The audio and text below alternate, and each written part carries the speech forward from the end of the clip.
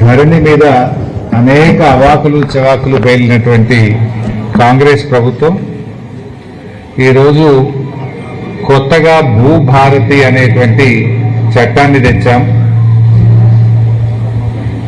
బాబు కొద్దిగా సౌండ్ తక్కువ పెట్టినాను. భూభారతి అనే చట్టాన్ని తెచ్చాం. ఇదేదో ప్రజలకు బాగా మేలు చేస్తుందని చెప్పి ఊదరగొట్టినారు. అది భూభారతి కాదు, అది భూహారతి అయిపోయింది. ఇవాళ భూభారతి వచ్చిన తర్వాత 22A కింద 1 కోటి ఎకరాల భూములు పెట్టినారు. అంటే నిషేధిత భూముల జాబితాలో లక్షల ఎకరాలు పెట్టి డబ్బుల వసూళ్లకు పాల్పడతా ఉన్నారు.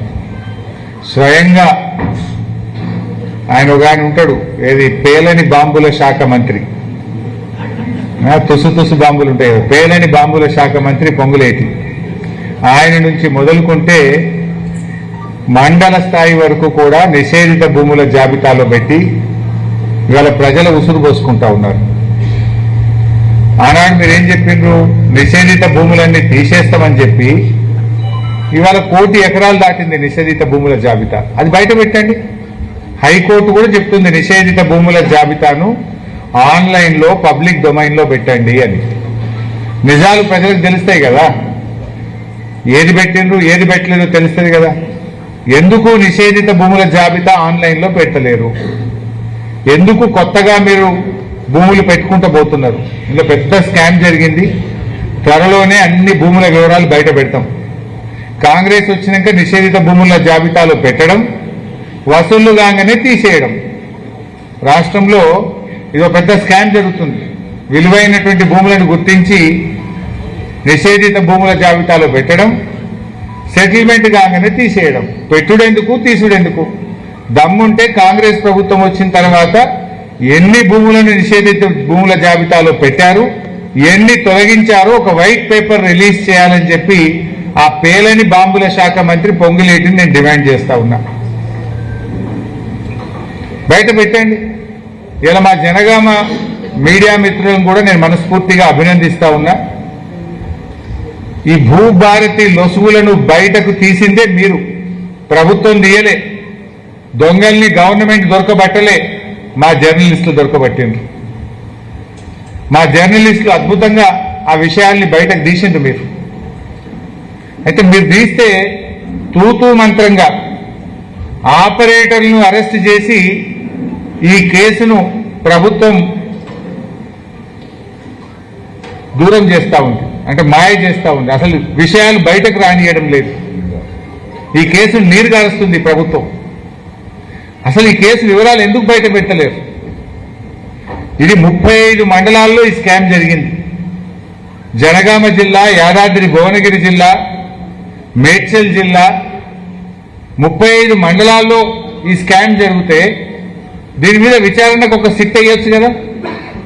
ప్రతిపక్షాల మీద మా మీద సిట్ల వేస్తున్నారు. కేసీఆర్ గారినో బీఆర్ఎస్ పార్టీ నాయకులను ఇబ్బంది పెట్టడానికి మా మీద మాత్రం సిట్ల వేస్తున్నారు. ప్రతిపక్షాల మీద కమిషన్లు వేస్తున్నారు. విద్యుత్ కమిషన్, కాళేశ్వరం కమిషన్, మా గౌరవ శాసనసభ్యులు కౌశిక్ మీద సిఐడి వేసిండ్రు.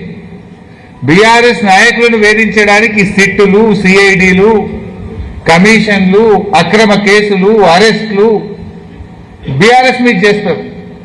ఇవాళ రాష్ట్ర ప్రభుత్వ ఖజానాకే చిల్లు కొడతా ఉంటే, ఖజానాను కొల్లగొడతా ఉంటే, 35 మండలాల్లో స్కామ్ జరిగితే దీన్ని ఇప్పటి వరకు బయటకు ఎందుకు తీయడం లేదు?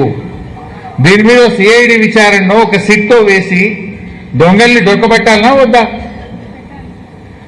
ఏం చేస్తున్నారు? సింపుల్ గా 35 మండలాల్లో కేసు జరిగితే 48 మంది మీద ఎఫ్ఐఆర్ చేసిండ్రు. ఓ 15-16 మందిని అరెస్ట్ చేసిండ్రు. ఇక కేసు మీరు దాచేసిండ్రు. అసలు విషయాలు బయటకు వస్తలేవు. వీళ్ళకి సింపుల్ క్వశ్చన్, భూభారతి పోర్టల్ యొక్క ఎడిట్ ఆప్షన్ ఒక ఆపరేటర్కి ఎట్లా దొరికింది? భూభారతి పోర్టల్ దాన్ని ఎడిట్ చేయాలంటే కేవలం ఆర్డీఓకు, తహసీల్దార్కు మాత్రమే అవకాశం ఉంటుంది. ఇవాళ ఈ కేసులో డబ్బులు కట్టేటువంటి డబ్బులను 10% చూపించి ఆ ఎడిట్ ఆప్షన్ ఒక ఆపరేటర్ ఎట్లా చేసిండు, ఆపరేటర్ చేతికి ఆ కోడ్ ఎట్లా పోయింది, ఆపరేటర్ ఏ రకంగా ఎడిట్ ఆప్షన్ చేసిండ్రు అంటే దీని వెనుక కాంగ్రెస్ నాయకులు ఉన్నారు, దీని వెనుక అధికారులు ఉంటేనే ఇది సాధ్యమవుతుంది. ఎందుకంటే ఒక ఆపరేటర్కి అంత ధైర్యం ఉండదు, ఒక ఆపరేటర్కు ఎడిట్ ఆప్షన్ చేసే అవకాశం ఉండదు. ఒక ఆపరేటర్ ఇదంతా చేసిందంటే డెఫినెట్గా దీని వెనుక అధికార పార్టీ నాయకులు ఉన్నారు, పెద్ద పెద్ద అధికారులు కూడా ఉన్నారు. అయితే ఇలా ఈ విషయాలు బయటకు రాకుండా ఉండడానికి, అధికార పార్టీ నాయకుల పేర్లు బయటకు రాకుండా ఉండడానికి, ఏ అధికారులు దీంతో కుమ్మక్కయ్యారో అది బయటకు రాకుండా ఉండడానికి నామమాత్రంగా ఆపరేటర్లను అరెస్ట్ చేసి మమ అనిపించేసింది. మేము ప్రభుత్వాన్ని డిమాండ్ చేస్తున్నాం, అసలు ఇది ఎన్ని జిల్లాల్లో జరిగింది, ఎంత నష్టం రాష్ట్ర ప్రభుత్వ ఖజానాకు జరిగింది, దీని వెనుక ఎవరెవరు ఉన్నారు, అన్ని విషయాలు తేలాలంటే వెంటనే ఒక సిట్ వేయాలని మేము డిమాండ్ చేస్తా ఉన్నాం. రెవెన్యూ మంత్రి గారు అన్ని విషయాలు బయట పెట్టండి. మేడ్చల్ జిల్లాలో ఎంత జరిగింది, యాదాద్రిలో ఎంత జరిగింది, భువనగిరిలో ఎంత జరిగింది, ఈ 3 బయట పెట్టింది విలేకరులే. మరి ఇంకా మిగతా జిల్లాలో ఎక్కడెక్కడ జరిగింది, రాష్ట్రం మొత్తం ఎన్ని జిల్లాల్లో ఎంత అవినీతి జరిగింది, ఎంత కుంభకోణం జరిగింది, దీని వెనుక ఎవరున్నారో అన్ని బయట పెట్టాలని మేము ఇలా ఆ పేలని బాంబుల మంత్రిని నేను డిమాండ్ చేస్తా ఉన్నా. బయట పెట్టాలని ఇవ్వాలి. ఎందుకు నోరు మూసుకున్నావు?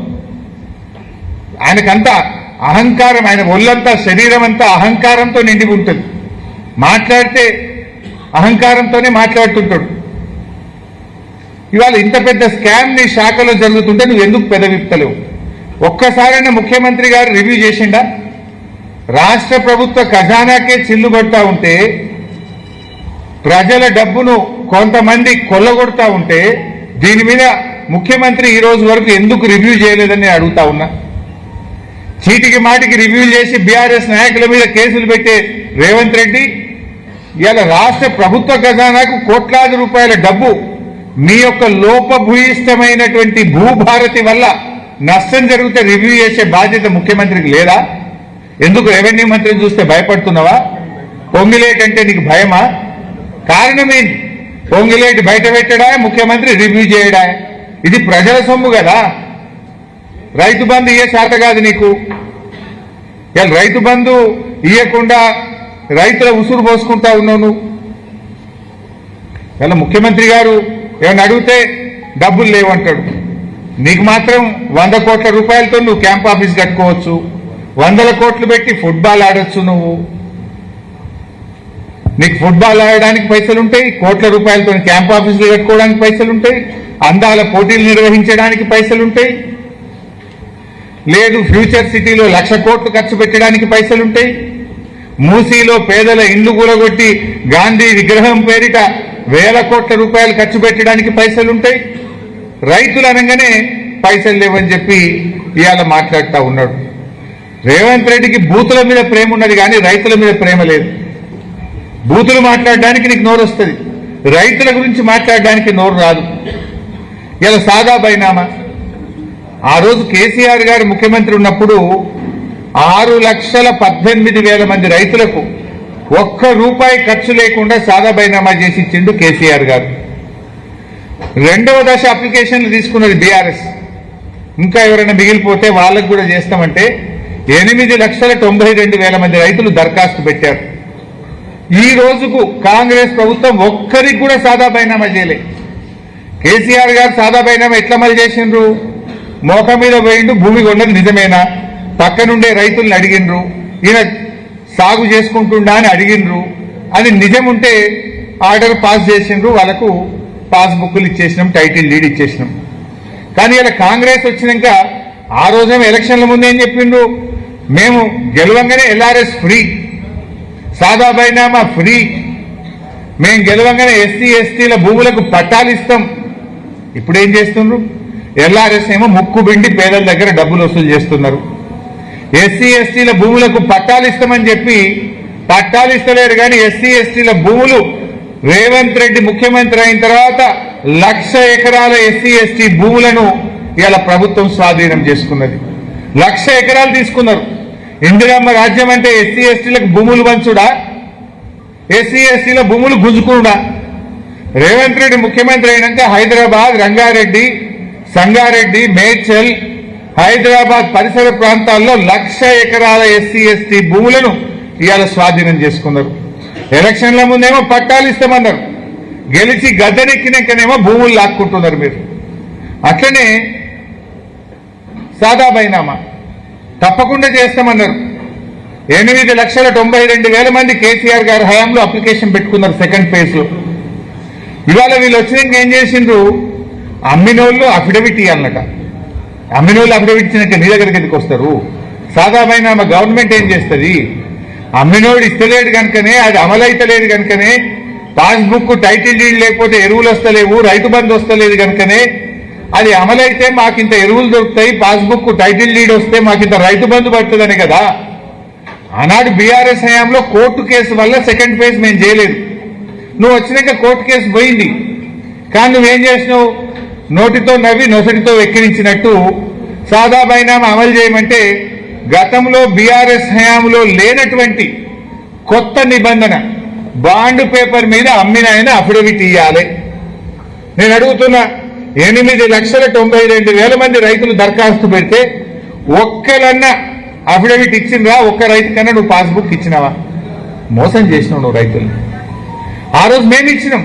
6,18,000 మంది రైతులకు ₹1 ఖర్చు లేకుండా సాదా బైనామా అమలు చేసి నాటి కేసీఆర్ ప్రభుత్వం పాస్బుక్లు ఇచ్చింది, రైతు బంధు ఇచ్చింది. కానీ నువ్వు ఒక్కరికి కూడా ఇవాళ సాదా బైనామా చేయలే. రైతుల్ని మోసం చేస్తా ఉన్నావు. ఎస్సీ ఎస్టీలకు పట్టాలు ఇస్తాను మోసం చేసినావు. ఎల్ఆర్ఎస్ ఫ్రీ అని దగా చేసినావు నువ్వు. ఇవాళ ఇంత పెద్ద స్కామ్ జరిగితే ఇవాళ ఈ స్కామ్ ను బయటకు రాకుండా ఈ కేసును నీరుగారుస్తున్నారు. ఎందుకంటే దీని వెనుక అధికార పార్టీ నాయకులు ఉన్నారు. ఉన్నత అధికారుల హస్తంతోనే ఈ స్టాంప్స్ అండ్ రిజిస్ట్రేషన్ డిపార్ట్మెంట్ లో పెద్ద ఎత్తున అవినీతి జరిగింది, ప్రజాధనం కొల్లగొట్టబడ్డది. ఈయన ఈ పేలని బాంబుల మంత్రి నేను ఎన్ఐసితో పెట్టినా, ఎన్ఐసి సాఫ్ట్వేర్ అని చాలా గొప్పలు చెప్పిండు. భూభారతి అనేది ఎన్ఐసి సాఫ్ట్వేర్ మీద. మరి ఎందుకు ఇదంతా అవినీతి జరుగుతుంది? నీ ఎన్ఐసి సాఫ్ట్వేర్ పనిచేస్తలేదా? ఎక్కడ లోపం ఉంది? ఆనాడు ధరణి ఉన్నప్పుడు ఇటువంటి లోపాలు జరగలే. వారం రోజుల్లోగా ఇంటికి పట్టా పాస్ పుస్తకాలు వచ్చినాయి. ఇవాళ కాంగ్రెస్ వచ్చినాక 6 నెలల పాస్బుక్లే వస్తారు రిజిస్ట్రేషన్ చేసుకున్న వాళ్ళకు. 6-7 నెలల నుంచి ఎవరికి పాస్బుక్ రావడం లేదు. ప్రజలు ఇబ్బంది పెడతా ఉన్నారు పాస్బుక్లు రాక. మరి నాడు కేసీఆర్ గారు ధరణి ఉన్నప్పుడు వారం రోజుల్లో పోస్టులు ఇంటికి వచ్చింది. మీరేం చేస్తున్నారు? పాస్బుక్లు ఇస్తామని మనిషికి 300 వసూలు చేస్తున్నారు. రిజిస్ట్రేషన్ అప్పుడే పైసలు తీసుకుంటున్నారు, కానీ పాస్బుక్లు మాత్రం ఇస్తలేరు. ఉల్టా ఇవాళ ప్రభుత్వ ఖజానాకు రావాల్సిన డబ్బులు బ్రోకర్ల చేతికి, కాంగ్రెస్ నాయకుల జేబుల్లోకి పోతుంటే దీన్ని విచారణ చేయరు. అసలైనటువంటి దొంగల్ని పట్టుకోకుండా ఇవాళ కేసును నీరుగారుస్తున్నటువంటి పరిస్థితి ఉన్నది. మరి ఎన్ఐసి సాఫ్ట్వేరు అని గొప్పలు చెప్పిన పొంగులేటి ఇవాళ ఏం చెప్తావు? ఎందుకు నీ భూభారతి ఫెయిల్ అయింది? ఎందుకు ఈ అవినీతి జరుగుతుంది? ఇవాళ పొంగులేటి గారు సమాధానం చెప్పాల్సినటువంటి అవసరం ఉంది. ఎవరో ఆపరేటర్ బసవరాజుని అరెస్ట్ చేసి కేసు అయిపోయిందంటారు. బసవరాజు వెనుక ఉన్న అధికార పార్టీ నాయకులు ఎవరు? బసవరాజు వెనుక ఉన్న ఉన్నత అధికారులు ఎవరు బయటకు దియరా? ఇది మళ్లీ భవిష్యత్తులో జరగకుండా కఠిన చర్యలు తీసుకోరా? బీఆర్ఎస్ నాయకులను మాత్రం అక్రమ కేసులు పెట్టి పడి అరెస్ట్ చేస్తారు. ఈ కేసులో 48 మంది మీద మీరు కేసు పెడితే ఎందుకు 15 మందిని అరెస్ట్ చేసి చేతులు దులుపుకుంటున్నారు? మిగతా వాళ్ళని ఎందుకు వదిలిపెట్టినారు? ఎందుకు లోతైనటువంటి విచారణ జరపడం లేదో ఇవాళ ప్రజలకు సమాధానం చెప్పాలని చెప్పి కూడా నేను డిమాండ్ చేస్తా ఉన్నా. మరి సిట్టో, సిఐడిలో, కమిషన్లో అది కేవలం ప్రతిపక్షాలకే పరిమితమా? అంటే ప్రతిపక్షాల మీద పగబట్టుడు, పేదల ఇల్లు కూలగొట్టుడు, ఇంతేనా నువ్వు చేసేది? ప్రతిపక్షాల మీద పగబట్టుడు, పేదల ఇల్లు కూలగొట్టుడు, లాస్ట్కి ఇలా గుడిని కూడా కూలగొట్టుడు. ఇక నిన్నటిదాకా ఇల్లు కూలగొట్టిండ్రు. కేసీఆర్ గారు కట్టించిన శారదా పీఠాన్ని కూలగొట్టమని పొద్దుగాల పోలీసులు పోయింది. మళ్ళీ అటు పోయినా, అందుకే లేట్ అయినా నేను ఇవాళ. ఇక నిన్నటిదాకా ఇల్లు కూలగొట్టుడు అయిపోయింది, ఇలా గుళ్ళు కూడా కొడతాడ. కేసీఆర్ ఆనవాళ్ళు మారుస్తా అంటే కేసీఆర్ గారు కట్టించిన గుడి కూడా కూలగొట్టాడు రేవంత్ రెడ్డి. ఇదేనా ఆనవాళ్ళు మార్చడం అంటే? అందువల్ల నేను పొద్దున అనుకోకుండా అటు పోతే గంటన్నర లేట్ అయినా క్షమించాలి మీరందరూ కూడా. అయితే ఇలా రెండున్నర ఏళ్ల కాంగ్రెస్ పాలనలో ముఖ్యమంత్రి మంత్రుల ఆస్తులు పెరిగినాయి, పేదల బతుకులైతే మారలే. రైతు బంధు రాదు, కళ్యాణ లక్ష్మి చెక్కులు రావు, బోనస్ రాదు, కేసీఆర్ కిట్ రాదు, పంటల బీమా రాదు. మంత్రులకు మాత్రం ఆస్తులు పెరుగుతున్నాయి, ముఖ్యమంత్రి ఆస్తులు పెరుగుతున్నాయి. ముఖ్యమంత్రి అన్నదమ్ముల ఆస్తులైతే ఇవాళ అడ్డగోలుగా పెరుగుకుంటా పోతున్నాయి. గ్యారంటీలన్నీ గాల్లే కలిసిపోయినాయి. ఇవాళ ఆ రోజు రేవంత్ రెడ్డి గారు కేసీఆర్ గారు 2 పంటలకు రైతు బంధు ఇస్తే 3 పంటలకు ఎందుకు ఇవ్వమని అడిగిండు. నువ్వు 3 పంటలు కాదు కానీ 1 పంటకి ఇస్తలేవు కదా నువ్వు. కేసీఆర్ గారు బరాబర్ కరోనా వచ్చినా 2 పంటలకు ఇచ్చిండు. 2 పంటలకు ఇస్తే 3 ఎందుకు ఇస్తలేవన్నావు నువ్వు? 3 ఎందుకు ఇస్తలేవన్న రేవంత్ రెడ్డి నువ్వు 1 పంటకు ఎందుకు ఇస్తలేవు? సమాధానం చెప్పాలి కదా. నువ్వు వచ్చినాక ఇది 5వ రైతు బంధు. ఇప్పటికి పడ్డాయి 2, ఎగబెట్టినాయి 3. ఇచ్చింది తక్కువ, ఎగబెట్టింది ఎక్కువ. ఇది 5వ రైతు బంధు ఇప్పుడు పడాల్సింది యాసంగి. కానీ నువ్వు ఇప్పటిదాకా ఇచ్చినాయి 2, ఎగబెట్టినాయి 3 రైతు బంధులు. 15,000 ఇస్తానని రాహుల్ గాంధీ 15,000 కాదు, ఉన్నాయి కూడా ఎగబెట్టినావు నువ్వు. పక్కా బరాబర్ కేసీఆర్ ఉన్నప్పుడు ఒక నమ్మకం ఉండే, రైతులకు బరాబర్ రైతు బంధు పడుతుందని ఒక నమ్మకం ఉండే. నాట్లకు కేసీఆర్ రైతు బంధు ఇస్తే ఓట్లకు రేవంత్ రెడ్డి ఇస్తుండు. ఒకసారి ఎంపీ ఎన్నికల ముందు ఇచ్చిండు, ఒకసారి సర్పంచ్ ఎన్నికల ముందు ఇచ్చిండు. కదా ఇప్పుడేం ఎలక్షన్ లేవు, మళ్ళీ పెట్టేశాడు. నాట్లకు కేసీఆర్, ఓట్లకు రేవంత్. ఇదేం అంటే మీరు గుర్తు తెచ్చుకోండి. ఎంపీ ఎన్నికల ముందు ఒకసారి పడ్డది, సర్పంచ్ ఎలక్షన్ల ముందు ఒకసారి పడ్డది. ఇప్పుడు యాక్చువల్గా ఎంపీటీసీ జెడ్పీటీసీ ఎలక్షన్ ఉంటే పడుతుండే, పర్లేదా?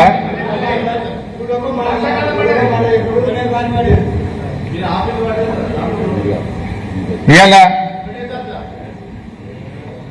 మేము ఒకటే ప్రభుత్వాన్ని కోరేది, పన్నులు పెంచుకుంటూ పోతుండు. ఫస్ట్ మేము గవర్నమెంట్ కోరేది ఇప్పుడు ఈ భూభారతి మీద రివ్యూ జరగాలి. అనేక అవకతవకలు ఉన్నాయి. భూభారతిలో జరిగిన అవకతవకల మీద విచారణకు వెంటనే సిట్ వేయాలని ముఖ్యమంత్రి రేవంత్ రెడ్డిని మేము డిమాండ్ చేస్తున్నాం. దీని వెనుక ఉన్న అధికార పార్టీ నాయకులు ఎవరో, అధికారులు ఎవరో అందరూ బయటకు రావాలి. దోషులందరినీ అరెస్ట్ చేసి ప్రభుత్వ ఖజానాకు రావాల్సిన ప్రతి పైసాను కూడా తెప్పించాలని చెప్పి మేము ప్రభుత్వాన్ని డిమాండ్ చేస్తున్నాం. అదేవిధంగా సాదా బైనామా అమలు విషయంలో ఏదైతే అమ్మిన వాళ్ళు బాండ్ పేపర్ మీద అఫిడవిట్ పెట్టాలనే నిబంధన పెట్టినరో ఆ నిబంధనను తొలగించాలని, ఈ 8,92,000 మంది రైతులకు వెంటనే సాదా బైనామా అమలు చేయాలని బీఆర్ఎస్ పార్టీ పక్షాన మేము డిమాండ్ చేస్తా ఉన్నాం.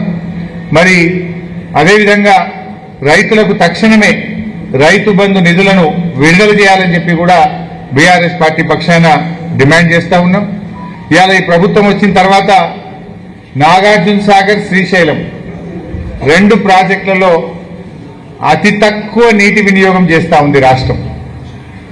అంటే మన నీళ్లను మనకు దక్కించడంలో కూడా రేవంత్ రెడ్డి, నీళ్ల మంత్రి ఉత్తమ్ కుమార్ రెడ్డి ఫెయిల్ అయిపోయినరు. సాగర్, శ్రీశైలంలో అడ్డగోలుగా ఆంధ్రప్రదేశ్ నీళ్లు మలుపుకుపోతున్నది. రేవంత్ రెడ్డి గుడ్లప్పగిచ్చి చూస్తున్నాడు. కేసీఆర్ ని కళ్ళగుడ్లు ఉడవిక్తా అని మాట్లాడు కాదు, చేతనైతే సాగర్, శ్రీశైలంలో తెలంగాణకు దక్కాల్సిన వాటాను కాపాడు. ఇవాళ యాసంగి పంటకు నల్గొండ, ఖమ్మం జిల్లాలకు నీళ్లు తక్కువ పడే పరిస్థితి ఉన్నది. ఇప్పటికైనా ఆంధ్రప్రదేశ్ నీటి మళ్లింపు ఆపకపోతే రేపు హైదరాబాద్ మంచినీళ్ళకి ఇబ్బంది పడే ప్రమాదం ఉన్నది. నువ్వు గుడ్లప్పగిచ్చి చూసుడో గుడ్లుడవీకుడో కాదు రేవంత్ రెడ్డి. అవసరమైతే అపెక్స్ కౌన్సిల్ మీటింగ్ డిమాండ్ చేయి, ఢిల్లీకి పోయి కేంద్ర నీటిపారుదల శాఖ మంత్రి దగ్గర కూర్చొని తెలంగాణ నీటి వాటా కాపాడాలని చెప్పి మేము ఈరోజు డిమాండ్ చేస్తా ఉన్నాం. ఇవాళ రేవంత్ రెడ్డి వచ్చిన తర్వాత ధరలు పెంచుడు ఎక్కువైపోయింది. ఇవాళ పేదవాడు ఇల్లు కడదామంటే ఇసుక ధర రెట్టింపు అయిపోయింది. అసలు ఇసుక దొరకలేదు.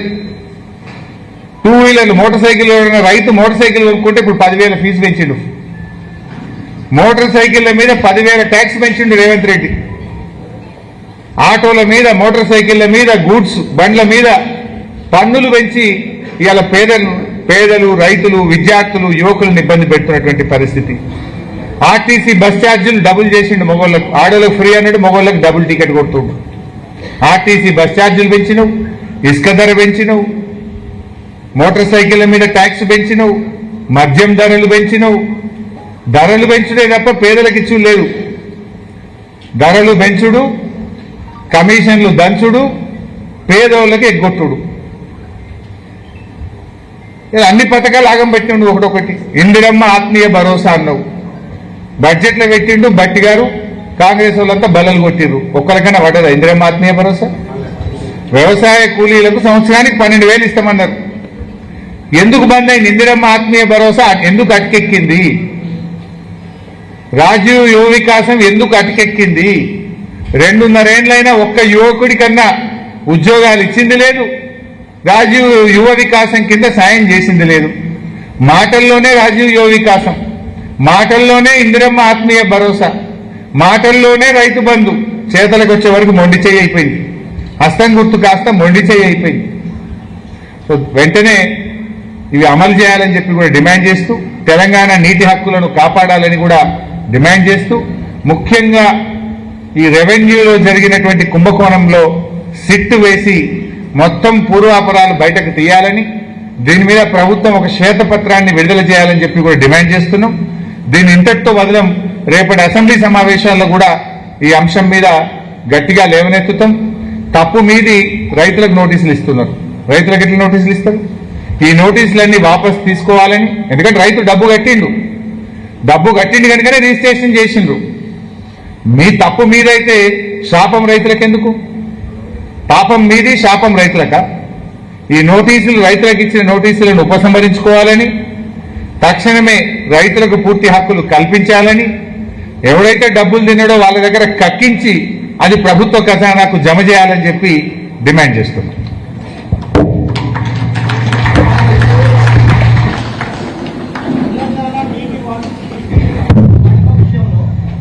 చెప్పండి క్వశ్చన్.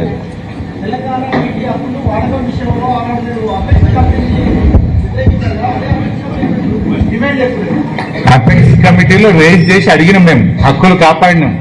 అపెక్స్ కౌన్సిల్ మీటింగ్ 2 సార్లు పెట్టించి తెలంగాణ నీటి హక్కులను కాపాడింది బీఆర్ఎస్, హక్కులను కాలరాస్తున్నది కాంగ్రెస్.